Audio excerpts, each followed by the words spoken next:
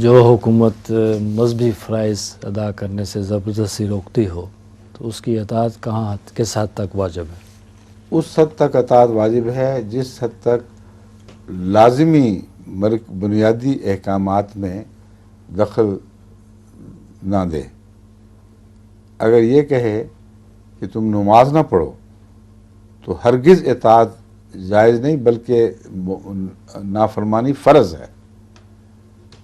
فَإِذَا تَنَازَعْتُمْ فِي شَيْءٍ فَرُدُّوهُ إِلَى اللَّهِ وَرَسُولِهِ میں یہی ہے اصل رہنما اصول کہ تم اطیعوا اللہ و اطیعوا الرسول و اولی الامر منکم، اللہ کی اطاعت، رسول کی، اور اپنے حاکم وقت کی اطاعت کرو.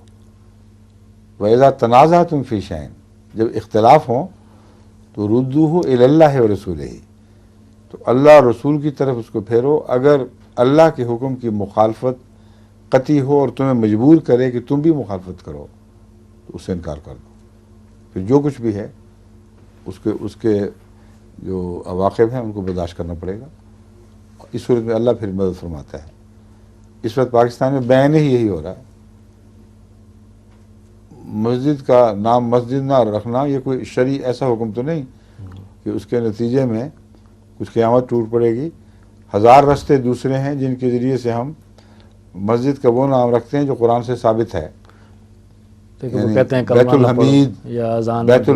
بیت الحمید، بیت العزیز، بیت الغالب، یہ بیت اور اللہ کی کوئی صفت یہ تو قرآن سے ثابت ہے. تو ہم نے کوئی بھی نافرمانی نہیں کی. ان کو لفظ مسجد برا لگتا ہے، ہم کہتے ہیں چلو ہم نہیں استعمال کرتے.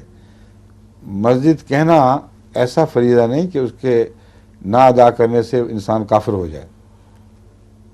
کسی جگہ عبادت ہو، ساری زمین کو خدا نے مسجد بنا دیا مسلمان کے لیے، اس لیے یہ تو مسئلہ ہی کوئی نہیں ہے.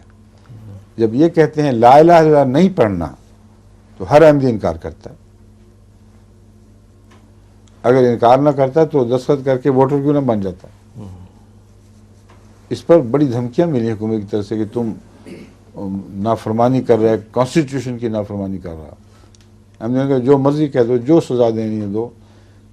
یہ تمہیں اگر وہم ہے کہ ہم اپنے کسی سیوک حق کی خاطر لا الہ الا اللہ کی تردید کریں گے تو یہ کبھی نہیں ہو سکتا.